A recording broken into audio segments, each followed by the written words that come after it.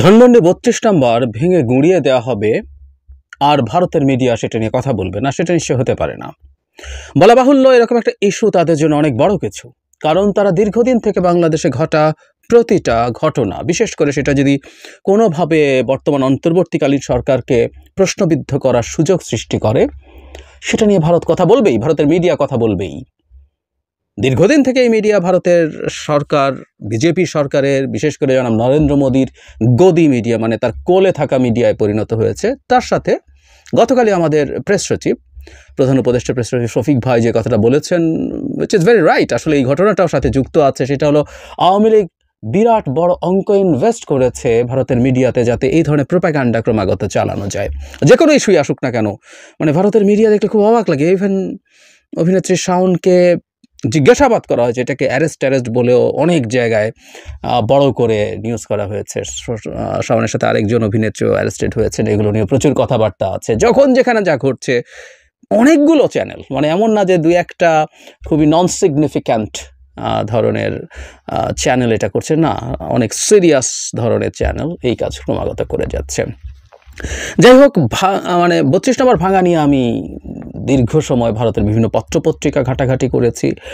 ভারতের যেগুলোতে মানে ভিডিও কন্টেন্টস আছে, ওদের শুধু টিভি চ্যানেল না, শুধু এনডিটিভি না, আমাদের প্রায়গুলো পত্রপত্রিকা, ইন্ডিয়া টুডে, ইন্ডিয়ান এক্সপ্রেস, এদের সবার ইউটিউব চ্যানেল আছে। এখন কিন্তু আসলে এই ব্যারিয়ারটা ভেঙে যাচ্ছে।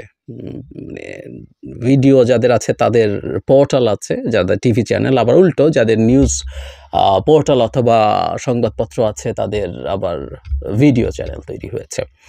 তো প্রচুর ভিডিও দেখার চেষ্টা করলাম।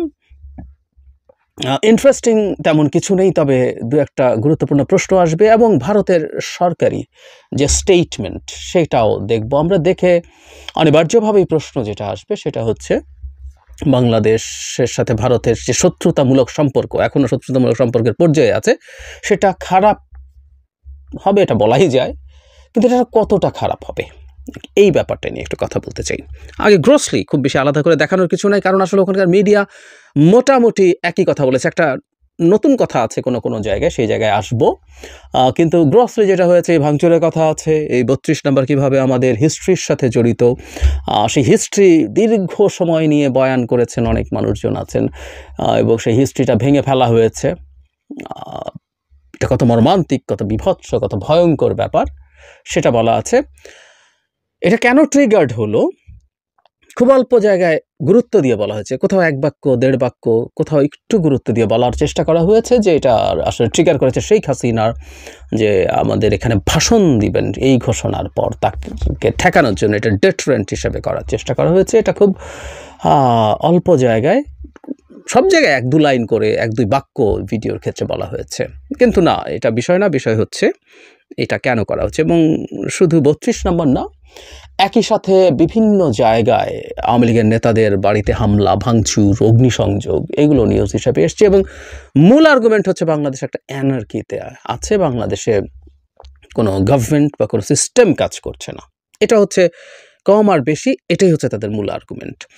আমরা এই আলাপটা করছিলাম বাংলাদেশে বসে বসে, বিশেষ করে জনাব মোদি যখন ট্রাম্পের সাথে দেখা করতে যাচ্ছেন, হি নিডস সাম ডকুমেন্টস।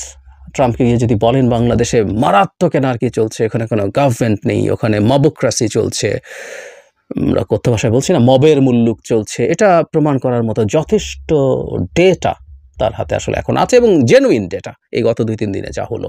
এবং ওটা দেখিয়েই আওয়ামী লীগ তো বটেই, তার ন্যারেটিভ যেটা মাইনরিটিস এবং হিন্দু টু বি স্পেসিফিক, এবং ট্রাম্প নির্বাচনের আগেই টাকা খেয়ে হোক আর যেভাবেই হোক, অথবা তার হিন্দু ভোটারদেরকে অ্যাপিজ করার জন্য হোক না কেন, সে বাংলাদেশের বিরুদ্ধে বেশ কঠোর স্ট্যাটাস দিয়েছিল তার এক্স অ্যাকাউন্টে। এবং ট্রাম্প একজন ইসলামোফোব, এটা আমরা বলতে পারি, নিশ্চিন্তেই বলতে পারি। ফলে এই জিনিসটা ট্রাম্পের কাছে প্রেজেন্টেড হবে, বোঝা যায়, এবং তাদের হাতে যা যা দরকার সেগুলো করে ফেলেছে। নট অনলি দ্যাট, এরপর তাদের সো কল্ড জার্নালিস্টরা, দু একজন ইউনিভার্সিটি প্রফেসর এবং সেই পুরনো কিছু মুখ, অন্তত পিনাক রঞ্জন চক্রবর্তীকে দেখলাম খুবই ভোকাল, এবার ভীনা সিকরিকেও দেখলাম, আরও দুজন আছে, এদেরকে আমরা খুব বেশি এবার অন্তত দেখিনি, পঙ্কজ শরণ আর হর্ষবর্ধন শৃঙ্গলা। ভীনা সিকরি কয়েক জায়গায় গেছেন, এবং তাদের মূল আর্গুমেন্ট যেটা সেই পুরনো, এই ভাঙচুরও এই ভাঙচুর ও ভাঙাভাঙি মূলত জামায়াতে ইসলামীর লোকজন করছে, শিবির করছে এবং আদার ইসলামিস্টস। আমরা খেয়াল করব অন্য ফোর্সগুলোকে খুব বেশি বৈষম্য বিরোধী ছাত্র আন্দোলনের লোকজন, বিএনপি, তাদের কথা খুব বেশি বলছে না, অনেক বেশি বলা হচ্ছে জামায়াত এবং শিবিরের কথা। আমি জানি না সাম্প্রতিক সময়ে জামায়াতের আমির এই ভাঙচুরের বিরুদ্ধে বক্তব্য দিয়েছেন, হুইচ আই ডিড অ্যাপ্রিসিয়েট। আমি গতকাল একটা ভিডিওতেই বলেছি আমি অ্যাপ্রিসিয়েট করব। তারপর আমার মনে হয় এই ওয়াইড স্প্রেড প্রোপাগ্যান্ডা জামায়াতকে তার এই জায়গা থেকে আরও সতর্ক করে তুলেছে, আরও সতর্ক করে তুলেছে। আমি বলছি না তারা ডিটারমাইন্ড হয়ে এটা করতেন, কিন্তু এই যে জিওপলিটিক্যাল অবস্থা সেটা তাদেরকে সতর্ক করছে। কিন্তু আমি তার সদিচ্ছায় নিশ্চিতভাবে আস্থা রাখতে চাই। কিন্তু এই জিনিসটা ভারতে আছে। কিন্তু কেন জামায়াত শিবির? জামায়াত শিবিরের সাথে ইসলাম আছে এবং বাংলাদেশে পাওয়ার মূলত ইসলামিস্টদের হাতে এবং তার যাবতীয় সক্ষমতা, তার এই ভাঙচুর এনার্কি তৈরির ক্ষমতা ওদের হাতে। সুতরাং ইসলামিস্টদের হাতে পাওয়ার গেছে, এটার জন্য জামায়াত এবং শিবিরকে ন্যারেটিভ হিসাবে সামনে আনার করার চেষ্টা হচ্ছে। নট অনলি তারা, আরও অনেকের ক্ষেত্রে এটা হচ্ছে তাদের মোটা দাগের জায়গা। খুবই ইন্টারেস্টিং ফাইন্ডিং হচ্ছে, মোট 3টা চ্যানেলে আমি শুনলাম ছোট করে, কিন্তু একটাতে একটু বড় করে, সেটা হচ্ছে মুজিবিজমের শেষ হচ্ছে কিনা। এই মুজিবিজম শব্দটা আমাদের সোকল্ড মুজিববাদ, আমাদের বৈষম্য বিরোধী ছাত্র আন্দোলন এবং জাতীয় নাগরিক কমিটি হরদম এই কথাটা ব্যবহার করেন, মুজিববাদ। আমি শেখ হাসিনার সাথে মুজিববাদের কোনো সম্পর্ক আছে আমি একেবারেই মনে করি না। মুজিবের সময় যে সোকল্ড মুজিববাদ ছিল, শেখ হাসিনার 14 পর থেকে আর বিশেষ করে 18 পর থেকে মুজিববাদটা কিছু না। অনেকে বলেন যে এগুলো দিয়ে শেখ হাসিনা তার ফ্যাসিজম কায়েম করেছে। ওখানে জাস্ট স্টেট মেশিনারি ইউজ করে এবং কতগুলো অর্গানাইজড ক্রিমিনাল ক্রাইম করে ক্রাইমের মাধ্যমে ক্ষমতা ধরে রেখেছে। একটা একদম typical example of A mafia state 18 পর থেকে ছিল। তারপরও তারা বলছেন, কিন্তু এই একই কথা আমি শেখর গুপ্ত দ্য প্রিন্টার তার কমেন্ট্রিতে দেখলাম। উনি মুজিবিজমের মানে এই 32 নম্বর ভেঙে পড়া নিয়ে সেই আলাপটা সামনে আনছেন। ফলে এটা কেউ বলতেই পারেন যেখানে ইজম যখন থাকে তার একটা তীর্থস্থান থাকলে ভালো হয়। 32 নম্বর সেটাই ছিল এবং এটা ডেমোলিশনের মাধ্যমে সেটার এক ধরনের আপাত শেষ হচ্ছে বলে ভারতে বিটিআই বলছে। মানে বিশেষ অন্য দুজনের কথা বলছেন, ইন্ডিয়া টুডেতে সম্ভবত কোনো একটা রিপোর্টের মাঝখানে এটা বলছিল। কিন্তু শেখর গুপ্তর এই কথা বলাটা আমার কাছে ইন্টারেস্টিং লেগেছে। এবং আরেকটা ইন্টারেস্টিং ব্যাপার আছে, but I love to make another video on that. সেটা হচ্ছে বাংলাদেশি একজন ভদ্রলোক একটা চ্যানেলে ইন্টারভিউ দিয়েছেন এবং তিনি যা বলেছেন এবং সেই চ্যানেল যা বলেছে, উইচ ইজ ভেরি কিউরিয়াস। আমরা এটা দেখব এবং বাংলাদেশের থেকে ভারতকে কিভাবে ন্যারেটিভ তৈরিতে সাহায্য করা হচ্ছে সেটা নিয়ে আলাদাভাবে কথা বলতে চাই। এবার আসে ভারত সরকারের যে স্টেটমেন্ট। ভারত প্রথম 32 নম্বর ভাঙা নিয়ে স্টেটমেন্ট দিয়েছিল। সেখানে তারা যে স্টেটমেন্ট দিয়েছে সেখানে এভাবে বলছেন,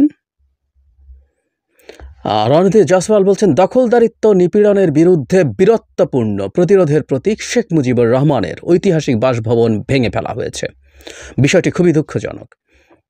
বিবৃতিতে আরও বলা হয়, যারা বাঙালি পরিচয় নিয়ে গর্ব করেন এবং এই পরিচয় লালন করার পাশাপাশি স্বাধীনতা সংগ্রামকে মূল্য দেন, তারা সকলেই বাংলাদেশের জাতীয় চেতনার ক্ষেত্রে এই বাসভবনের গুরুত্ব সম্পর্কে অবগত। আমরা এই ভাঙচুরের তীব্র নিন্দা জানাই। আমরা জানি এরপর ইভেন এই শেখ হাসিনা ভাষণ দেবে এই ঘটনার পরই বাংলাদেশ সরকার ভারতের দূতকে ডেকে পাঠিয়েছিল এবং সেটার কঠোর প্রতিবাদ করেছে। এরপর ভারত পাল্টা ব্যবস্থা হিসেবে আমাদের দূতকে ডেকে নেয় এবং সেখানেও ব্রিফিং করে। সেই ব্রিফিংয়ের ক্ষেত্রে যা বলেছে সেটাও জরুরি। পড়ি, বাংলাদেশের সাবেক প্রধানমন্ত্রী শেখ হাসিনার নামে যে মন্তব্যগুলো ওর কথা বলা হচ্ছে সেগুলো তার ব্যক্তিগত অবস্থান থেকে দেওয়া, তাতে ভারতের কোনো ভূমিকা নেই। মিথ্যে কথা। ভারতের ভূমিকা কিভাবে আছে আমরা আসবো। সেই বক্তব্যের সঙ্গে ভারত সরকারের অবস্থানকে এক করে ফেললে তা দ্বিপক্ষীয় সম্পর্কে কোনো ইতিবাচক মাত্রা যোগ করতে সহায়ক হবে না, এটা ডেকার পর বলছেন। তারপর যে কথাটা বলা হচ্ছে, শেখ হাসিনা ক্রমাগত বাংলাদেশ যেটা বলেছিল যে এটা শত্রুতামূলক কাজ হবে এবং সম্পর্ক স্থাপনের জন্য সহায়ক হবে না, সেটা বাংলাদেশ বলেছিল। তারপরে এই কথা বলা হয়। জাসওয়াল আরও বলেন, বাংলাদেশের ভারপ্রাপ্ত হাই কমিশনকে এই বার্তা দেওয়া হয়েছে যে ভারত বাংলাদেশের সঙ্গে একটি ইতিবাচক, গঠনমূলক ও উভয়ের জন্য লাভজনক সম্পর্ক চায়, যা সম্প্রতি উচ্চ পর্যায়ের বৈঠকগুলোতে বেশ কয়েকবার পুনরাবৃত্তি হয়েছে। তবে এটা দুঃখজনক যে বাংলাদেশ কর্তৃপক্ষের নিয়মিত বিবৃতিগুলোতে ভারতকে নেতিবাচকভাবে চিত্রায়িত করা হচ্ছে। ভারতের অভ্যন্তরীণ শাসন সংক্রান্ত বিষয়গুলোর জন্য তারা আমাদের দায়ী করছে। বাস্তবিক অর্থে বাংলাদেশের সব বিবৃতি বিরাজমান নেতিবাচক পরিস্থিতির জন্য দায়ী। জাসওয়াল আরও বলেন, একটু পুরোটা পড়ি, ইম্পর্টেন্ট।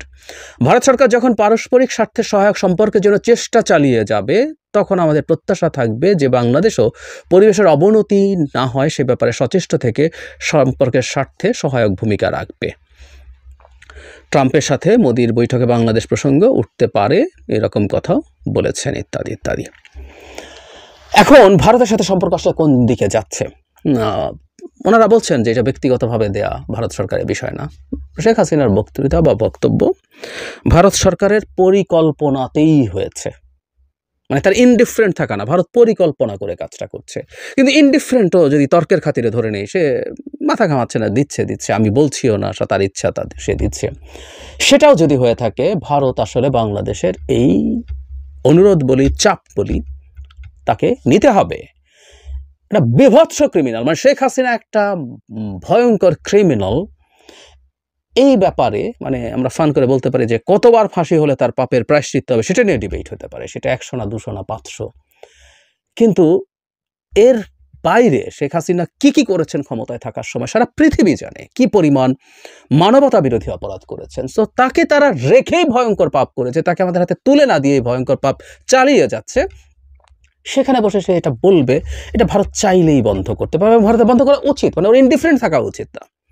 ওকে বলবে যে আপনাকে এটা বন্ধ করতে হবে, এটা করা যাবে না, ইউ মাস্ট স্টপ ইট। আর যদি সেটা না করেন, তার ডিভাইস সরিয়ে ফেলা যাবে, কোনো ব্যাপার না। তার ইন্টারনেট কানেকশনস, তার স্মার্টফোন সরিয়ে যে কোনো কিছু করা সম্ভব। কিন্তু ভারত এটা করবে না, এটা ওনার ইচ্ছে। এই কথা ভারত আগেও বলেছে এবং এবার আরও অনেকগুলো কথা যোগ করেছে যে বাংলাদেশের বিবৃতি সম্পর্কটাকে নেতিবাচক দিকে নিয়ে যাচ্ছে। বাংলাদেশ কিছু স্পষ্ট এবং কড়া বিবৃতি দিয়েছে এবং দেবার তো কথাই। শেখ হাসিনা যা করছেন তা সেটা বন্ধ করতে হবে। কিন্তু যে বলছিলাম, আমি তর্কের খাতিরে বলছিলাম ইনডিফারেন্ট, কিন্তু না, এটা ভারতের পরিকল্পনা। কারণ শেখ হাসিনা এবং ভারত মিলে বাংলাদেশের অভ্যন্তরে অস্থিরতা তৈরি করার চেষ্টা করছে।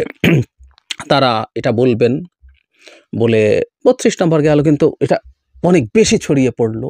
এটা তার অনেক বেশি ছড়িয়ে পড়ার বিরুদ্ধে আমরা অনেক কথা বলেছি, এটা তার পারপাস সার্ভ করছে। এবং তিনি শেখ হাসিনার কথা বলছি, তিনি বিক্ষোভের ডাক দেন, তিনি হরতাল করেন, উনি মিছিল করতে বলেন। তো এগুলো যখন করতে যাবে, তারা চায় যে এখানে কোনো একটা হাঙ্গামা ঘটুক, হামলার ঘটনা ঘটুক, নিজের পক্ষে গ্রেফতার হোক। আমি বলেছি এটা একটা খুবই ট্রিকি জায়গা। আওয়ামী লীগের লোকজন যদি লিফলেট বিতরণ করতে যায়, তাহলে তাকে বাধা দেওয়ার লিগ্যাল ভিত্তি আসলে আমাদের নেই। এটা একটা লিগ্যাল ভিত্তি তৈরি করতে হবে, আমি বহুবার বলেছি। কিন্তু যখন এই লিগ্যাল ভিত্তি থাকে না, তখন এটাও কিন্তু আওয়ামী লীগের জনগণের পলিটিক্যাল রাইটস নষ্ট হচ্ছে বলে জেনুইনলি গ্লোবালি প্রচার করা যাবে। সো ভারত এবং শেখ হাসিনা মিলে এই কথাগুলো বলা, বাংলাদেশে কর্মসূচি দেয়া, কিছু লোককে রাস্তায় নামানো, পারলে তাদেরকে মার খাওয়ানো বা গ্রেফতার করানো, এগুলো তারা চাইছে। সো দ্যাট মানে অনেক ক্ষতি হয়ে যাবে না, কিন্তু এগুলো সরকারকে চাপ দেওয়ার জন্য টুল হিসাবে ইউজড হতে পারে। তাদের মিডিয়া তো আছেই, এগুলো বলবে, অ্যাম্প্লিফাই করবে, গ্লোবালি তারা এগুলো সেল করবে, আওয়ামী লীগ এবং ভারত উভয়ই। সো ভারতের এই জায়গাটা আমরা বুঝতে পারি। এখন পরিস্থিতি হচ্ছে সম্পর্ক আবার কিছুটা খারাপের দিকে যাবে, কিন্তু ওই যে সে পুরনো কথা অনেকবার বলেছি, অর্থনীতি ইজ এ মেজর রিজন।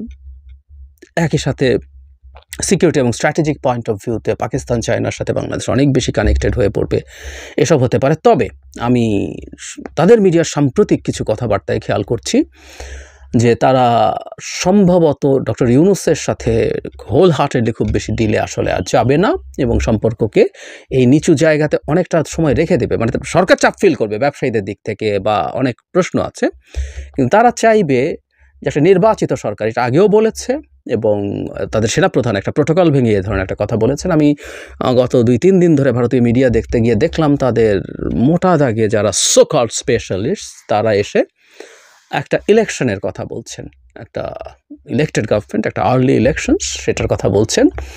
ফলে তারা সম্ভবত চাইবেন যে এটা ঘটুক এবং নির্বাচিত সরকারের সাথেই তারা আলোচনা বসা, ডিলের, তাদের সাথে ভবিষ্যৎ সম্পর্কে ডিল বা ধরন কী হবে সেটা নির্ধারণ করবে। সো শত্রুতা খুব কমবে না, শত্রুতা আরও বাড়বে, কারণ শেখ হাসিনা তার মুখ বন্ধ করবেন না। শেখ হাসিনা আরও ক্রমাগত নানান কিছু করে যাবেন যাতে নানা রকম খেওস দেশের মধ্যে হয়, এবং বাংলাদেশ সরকার সেটা রেসপন্ড না করে পারবেন। এই সরকার যে আছে, এই সরকার জেনুইনলি তার একটা জায়গায় সে জনসমর্থন খুব ভালোভাবে পেয়েছে, সেটা হলো ভারতের সাথে মেরুদণ্ড সোজা করে মাথা উঁচু করে দাঁড়ানো। সরকারি জায়গা থেকে ফিরে আসতে পারবে না, তারা মন থেকে চায়ও না। তারা চায় যে ভারতের সাথে এই ডিল করবে, এটা আমি ফিল করি। আমাদের প্রধান উপদেষ্টার ব্যাপারে তো আমার ন্যূনতম কোনো কনফিউশন নেই, উনি এই আত্মমর্যাদা নিশ্চিত করতে চান। আবার জনগণের চাপও আছে, চাপের বাইরে গিয়ে তাদের পক্ষে কিছু করা সম্ভব না। সো শেখ হাসিনা এগুলো করবেন, বাংলাদেশ এরকম ধরনের আচরণ করবে, বিবৃতি দেবে, চাপ দেবে। ভারতও এটাকে ভালোভাবে নেবে না। আমাদের সামনে সম্পর্কটা খুব বেশি বা খুব ভালো উন্নতি হবে বলে আমি মনে করি না। কিছু অর্থনৈতিক সম্পর্ক বাড়তে পারে এবং সেটা তার স্বার্থেই, তার ব্যবসায়িক স্বার্থেই হয়তো হবে, এবং নির্বাচন ছাড়া এই সম্পর্ক খুব ভালো কিছু হবে বলে অন্তত এই মুহূর্তে দাঁড়িয়ে মনে হচ্ছে না।